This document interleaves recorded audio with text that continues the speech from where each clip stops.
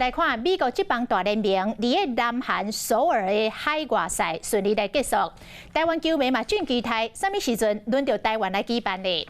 华视新闻独家来掌握，已经有运动行销公司甲美国大联盟来直接要来台北的大巨蛋来举办海外赛。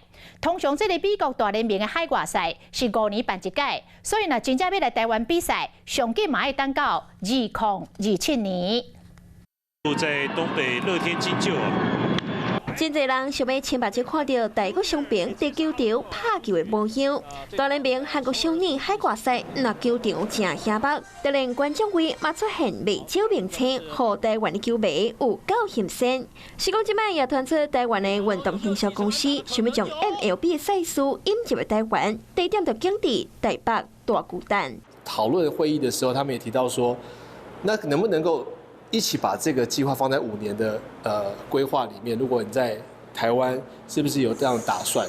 那我们用这样的方向来去提，那就是非常大。因为 MLB 海外赛的摆定以5年做单位，也就是2026年进行的比赛，拢已经确定。要来台湾，上紧2027年才有可能。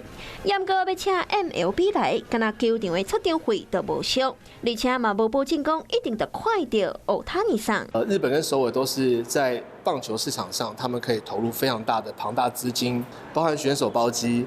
一个选手一整队，他们都是包一架飞机来，就是150万美金，2队乘以2，一队球队的出席的费用可能就要400万美金。看卖啊，大联盟的三单每一年就达到10亿美金，大概是新台票319亿，而且通常包括现场的门票、周边产品以及转播的权利金。尤其转播权利金，这费用未细条。 以美国来讲，迪士尼旗下 ESPN 当年敢若转播卡球跟篮球，都爱开400多亿到800多亿。YouTube TV 当年转播美式卡球常规比赛的钱，嘛达到638亿的现代票。若是 MLB 海外赛会当来台湾比，一定会当带来棒球的一条。